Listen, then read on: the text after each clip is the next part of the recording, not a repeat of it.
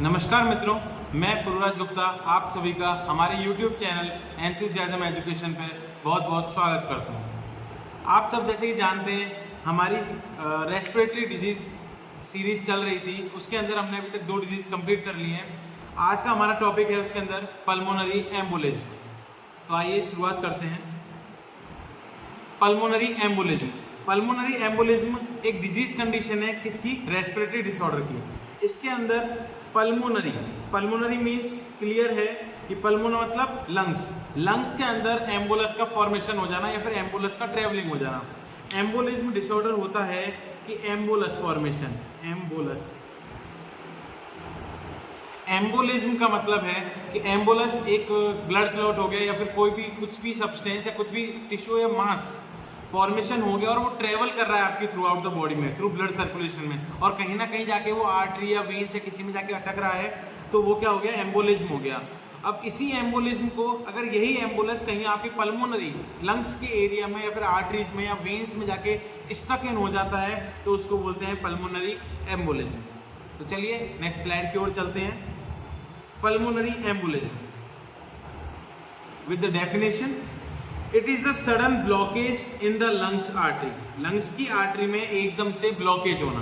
Blockage means कि एम्बुलस है वो ट्रेवल कर रहा है थ्रू वेन्स, पैर की वेन से या फिर हाथ की वेन से, वेन्स के थ्रू, आर्टरीज के थ्रू, कहीं पे भी ट्रेवल कर रहा है और एकदम से आपके लंग्स के एरिया में जाके स्टक इन हो गया, अटक गया। तो उसके अटकने की वजह से क्या हो गया? आपकी ब्लड सप्लाई रुकी, चाहे वो पार्शियल रोक सकता है चाहे कंप्लीट रोक सकता है। कंप्लीट रोका तो इमीडिएटली आपको ड्रॉबैक दिखने को मिलेंगे, पार्शियल रोका तो थोड़ा टाइम लेके फिर वो अपनी ड्रॉबैक दिखाएगा या प्रॉब्लम्स दिखाएगा। ठीक, next line, the blockage usually is due to blood clot. Mostly जो ब्लॉकेज होते हैं वो किस वजह से होते हैं? ब्लड क्लॉट्स की वजह से। ठीक है, that travel to the lungs from a vein in the leg. Sorry, अब ये ब्लड क्लॉट कहाँ से ट्रेवल कर रहा है? हो सकता है पैर से ट्रेवल करे, लेग की वेन से ट्रेवल करे, फिर अदर कोई वेन्स है उनसे ट्रेवल कर जाए। Next, clot form in one part and travel into the blood is called embolus. अब यहाँ पर एम्बोलिज्म का मतलब एम्बोलिज्म किस वजह से हो रहा है? एम्बोलिज्मिक प्रोसेस है और किस वजह से हो रहा है? एम्बुलस के फॉर्मेशन की वजह से। एम्बुलस फॉर्मेशन है ब्लड क्लॉट के बनने से। अब ब्लड क्लॉट क्या कर रहा है? ब्लड क्लॉट होता है, ब्लड क्लॉट एक जगह पे बनने के बाद वो पूरी बॉडी में आपकी ट्रेवलिंग कर रहा है।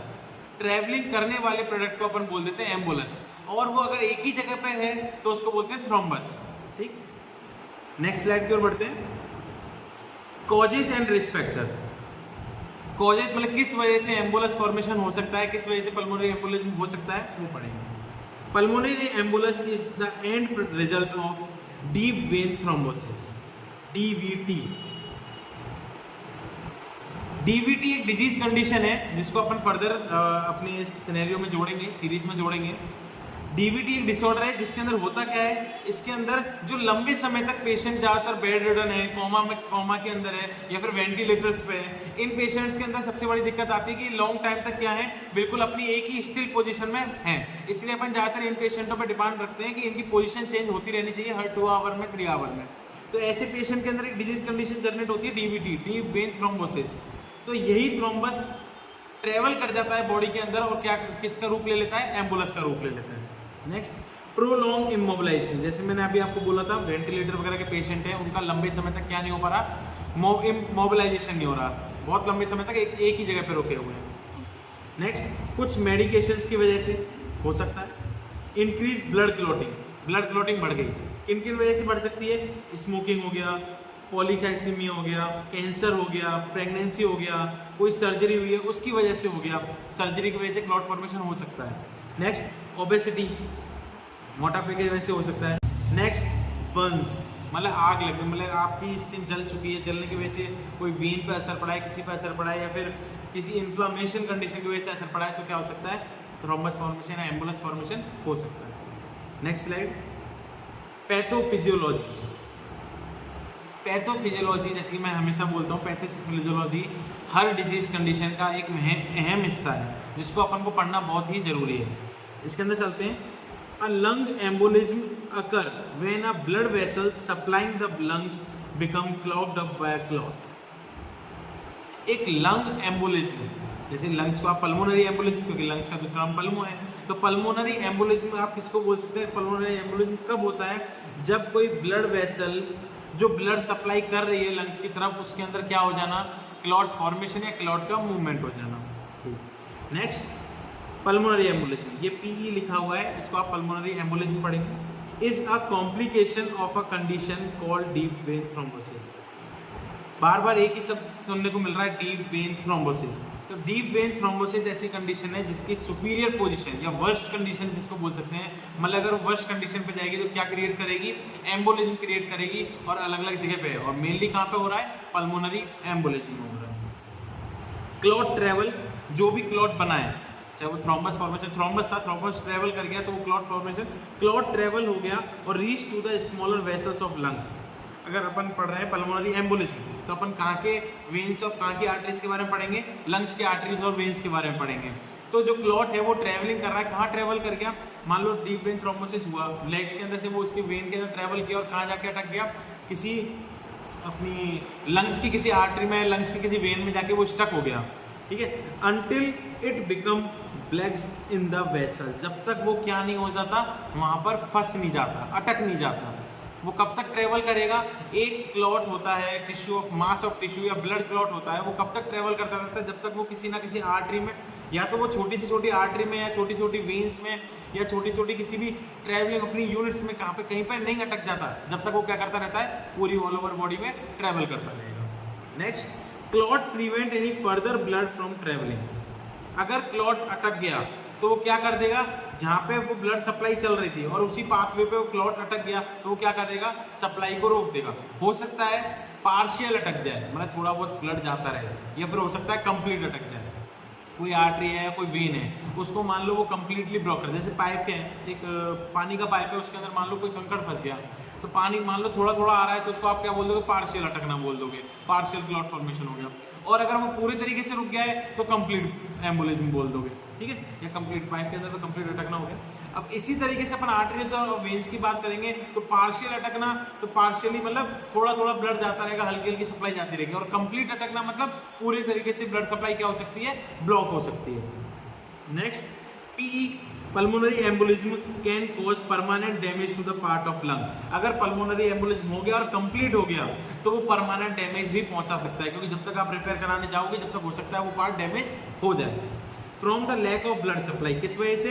क्योंकि ब्लड सप्लाई कम हो गई, ब्लड सप्लाई कम हो गई तो ऑक्सीजन कम हो गई, ऑक्सीजन कम हो गया तो हाइपोक्सिया और इस्कीमिया कंडीशन जनरेट हो गई, और हाइपोक्सिया इस्कीमिया अगर थोड़ी देर तक और परसिस्ट कर गया तो वो infection, inflammation, stroke condition create कर देगा। Low oxygen level in the blood and damage to the organ, और किसको डैमेज कर देगा? ऑर्गन्स को डैमेज कर देगा। नेक्स्ट स्लाइड की ओर बढ़ते हैं। क्लिनिकल मैनिफेस्टेशन या फिर sign and symptom. Sign and symptoms, sign and symptom मतलब पल्मोनरी एम्बोलिज्म किसी को हो गया, मतलब डिजीज कंडीशन हो गई, उसके क्लॉट अटक गया, क्लॉट का अटकना हो गया, एम्बुलेंस का ट्रेवलिंग हो गया, तो इसकी वजह से अब क्या सिम्टम्स नजर आएंगे? किसी पेशेंट की बॉडी में क्या सिम्टम्स नजर आएंगे वो पढ़ते हैं। सबसे पहले है चेस्ट पेन। अगर ब्लॉकेज हुआ है तो सबसे पहला असर क्या दिखेगा? चेस्ट पेन दिखेगा। नेक्स्ट, शॉर्टनेस ऑफ ब्रीथ, किसकी कमी? सांस लेने की कमी, क्योंकि उसके आर्टरीज में अटक गया या फिर वेन्स में अटक गया तो ब्लड सप्लाई रुके, ब्लड सप्लाई रुकी तो एक्सचेंज वगैरह रुक जाएंगे, तो वो क्या करेगा? उसकी सांस लेने की थोड़ी क्या हो जाएगी? शॉर्टनेस आ जाएगी सांस लेने में। Next, pleuritic pain. Pleuritic pain क्या हो गया? प्लूरल फ्लूइड जो भरा हुआ है उसके अंदर, मतलब अपने प्लूरल लेयर समथिंग में, मतलब चेस्ट के एक तरीके से चेस्ट पेन की तरह ही है, ये क्या होगा? इसमें चेस्ट पेन ही होगा मेनली, आप यही याद रखिए। ठीक है, next, tachycardia. Tachycardia means heart rate क्या हो जाएगी? तेज हो जाएगी, क्योंकि उसको क्या चाहिए? हार्ट को अपने पास सप्लाई चाहिए, सप्लाई चाहिए तो हार्ट रेट बढ़ाएगा कि ब्रीदिंग तेज हो जाए, जिससे ब्रीदिंग तेज होगी तो ऑक्सीजन सप्लाई बढ़ जाएगी, इसलिए। नेक्स्ट, शॉक कंडीशन जनरेट हो सकती है। नेक्स्ट, कार्डिक अरेस्ट हो सकता है due to loss of oxygen या lack of oxygen. Next, low oxygen saturation. आप जब भी ये पल्मोनरी एम्बोलिज्म वाले पेशेंट के जब भी ऑक्सीमीटर लगाएंगे तो उसमें सैचुरेशन कैसा आएगा? कम आएगा। Next, cyanosis due to lack of oxygen. Last, collapse breathing, हो सकता है ब्रीदिंग क्या हो जाए? कोलैप्स हो जाए अगर डिजीज परसिस्ट कर गई तो। नेक्स्ट स्लाइड की ओर बढ़ते हैं। डायग्नोस्टिक इवैल्यूएशन, कि किस तरीके से मालूम करें कि पल्मोनरी एम्बोलिज्म हो रखा है किसी पेशेंट को। तो इसमें सबसे पहला हिस्ट्री, और आप फिजिकल एग्जामिनेशन कर सकते हैं। परकशन, पाल्पिटेशन, ये सब लिसनिंग वगैरह करके इस स्टेथोस्कोप लगा के चेस्ट साउंड, ब्रोंकियल साउंड सब चीज़ सुन के। नेक्स्ट चेस्ट एक्सरे करा के, सबसे कॉमन है, मैं हमेशा बोलता आ रहा हूँ आपको कि जब भी रेस्पिरेटरी डिजीज कंडीशन होगी तो chest X ray is mandatory, compulsory है चेस्ट एक्सरे कराना। और अगर आप चेस्ट एक्सरे में भी मालूम नहीं पड़ पा रहा है तो आप किसकी तरफ बढ़ेंगे, सिटी स्कैन की तरफ बढ़ेंगे। नेक्स्ट लंग वेंटिलेशन स्कैन, ये भी एक डायग्नोस्टिक कंडीशन है, डायग्नोस्टिक से आप कर सकते हैं। नेक्स्ट ईसीजी करा सकते हैं क्योंकि ट्रैकीकार्डिया हो रहा है और भी चीज़ें कंडीशन हो रही हैं। नेक्स्ट सिटी स्कैन, लंग्स को और अच्छे से देखने के लिए। नेक्स्ट पल्मोनरी एंजियोग्राफी या angiogram. Next D dimer blood test, एक टेस्ट होता है जिसको डी डाइमर ब्लड टेस्ट बोलते हैं, जिसके थ्रू आप क्या मालूम कर सकते हो, एम्बुलेंस फॉर्मेशन कहाँ है, कहाँ अटका हुआ है, किस तरीके से है, वो मालूम कर सकते हो। नेक्स्ट यूएसजी अल्ट्रासोनोग्राफी, और last one is the MRI. Next slide की ओर बढ़ते हैं।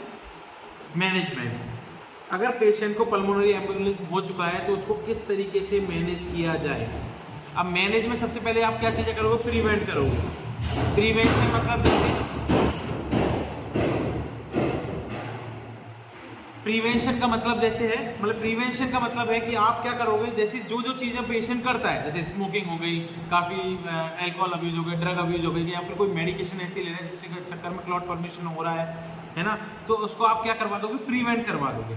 Next minimise the risk of DVT.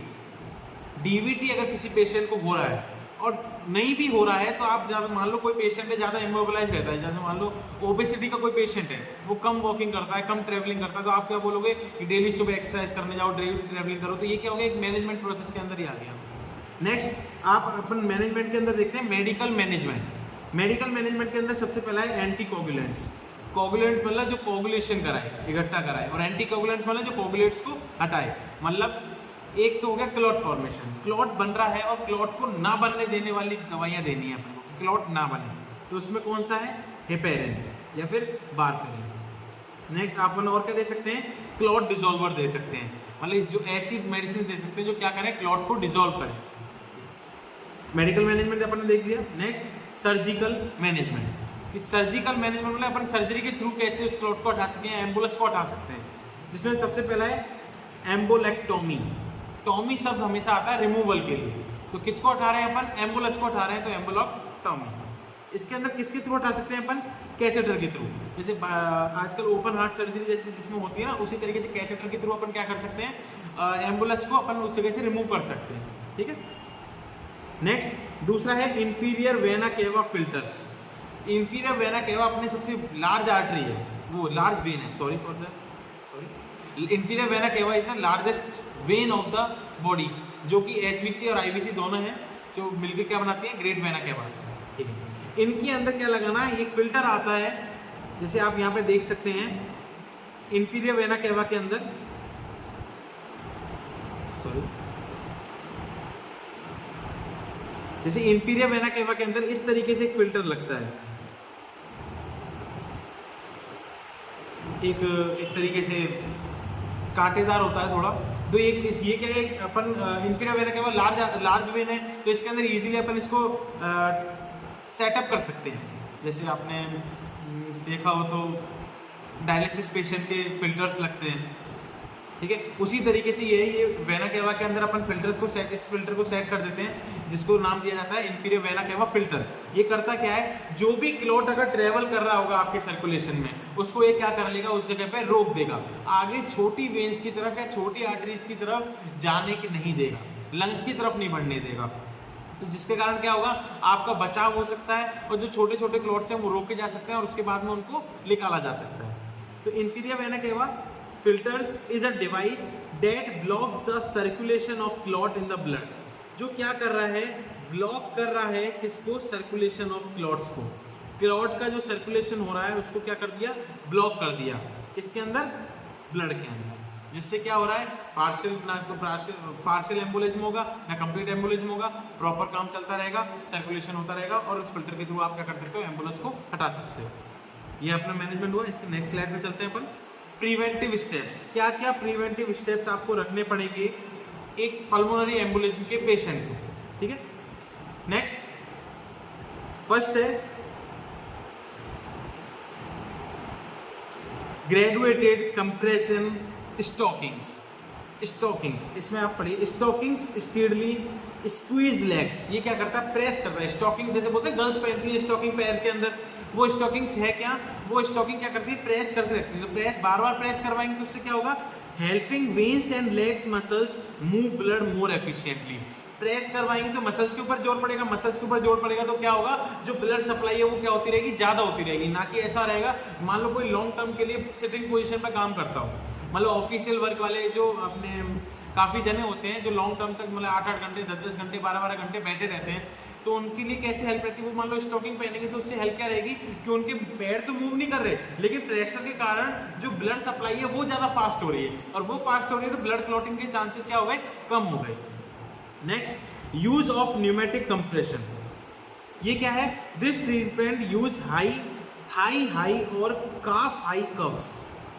Thigh high मतलब थाई के अपर साइड पे या फिर काफ के अपर साइड पे क्या करते हैं, कंप्रेशन टाइप होता है that automatically inflate with air every few minute to massage and squeeze the vein of leg. जैसे अपन बीपी इंस्ट्रूमेंट लगाते हैं जो प्रेशर के मारे क्या करता है, थोड़ा प्रेशर डालता है, स्क्वीज करता है और क्या करता है, ब्लड सप्लाई को बढ़ाता है एक तरीके से। कफ अगर किसी भी जगह को आप टाइट करेंगे किसी कफ के थ्रू है ना, तो उसी तरीके से ये इन्फ्लेम क्या होते हैं, फूलने वाली चीज़ें होती हैं, मतलब जिनको क्या करते हैं अपन थाई हाइस पे और कफ वगैरह जगह पे लगा सकते हैं, कफ टाइप होते हैं, जैसे बीपी इंस्ट्रूमेंट के ऊपर कफ आते हैं ना, उस तरीके से। वो कफ क्या करता है, हर 1 मिनट में हर 2 मिनट में टाइम सेट होता है उसमें, टाइम सेट के हिसाब से वो फूलेगा तो वो मसल्स को क्या करेगा, थाई की मसल्स को या लेग्स की मसल्स को प्रेस करेगा, जिसके कारण क्या बढ़ जाएगा, सर्कुलेशन बढ़ जाएगा। ठीक है, ये डीवीटी पेशेंट्स के लिए बहुत अच्छा रहता है। Next, physical activities. Physical activities करानी, फिजिकल एक्टिविटीज जैसे moving as soon as possible after surgery. Surgery हुई, डॉक्टर जब तक बोल रहा है कि जब तक आपको रेस्ट करना है तब तक करो, लेकिन आप कोशिश करते रहें, जैसे एक पीरियड ऑफ टाइम निकल गया उसके बाद थोड़ा थोड़ा मूवमेंट करना चालू करें, थोड़ा थोड़ा कोशिश करना चालू करें, फिजिकल एक्टिविटी में इन्वॉल्व होना चालू करें। Can help prevent pulmonary embolism and faster recovery. आप जितना ज़्यादा मूवमेंट करेंगे उतनी ज़्यादा क्या होगी, फास्ट रिकवरी होने के चांसेस रहेंगे। Last, drink plenty of fluids. अच्छे तरीके से आप फ्लूइड्स लीजिए, ठीक है, जिसमें वाटर H2O को काउंट करना आपको पता होगा, नॉर्मल H2O अपन वाटर को मानते हैं। Water is the best fluid for preventive dehydration. Dehydration को प्रिवेंट करने के लिए सबसे बेस्ट चीज़ क्या है, H2O, पानी। पानी पीते रहो, डिहाइड्रेशन कम करते रहो। तो जैसे कि आज हमारी रेस्पिरेटरी डिसऑर्डर सीरीज का एक महत्वपूर्ण टॉपिक पल्मोनरी एम्बोलिज्म कंप्लीट हो चुका है, तो और वीडियोस ऐसी जानने के लिए आप हमारे चैनल को लाइक, शेयर एंड सब्सक्राइब करें, और इस चैनल की, इस वीडियो की PDF आपको हमारे टेलीग्राम चैनल पर मिल जाएगी, जो कि नीचे डिस्क्रिप्शन पे दी गई है। Thank you, all the best.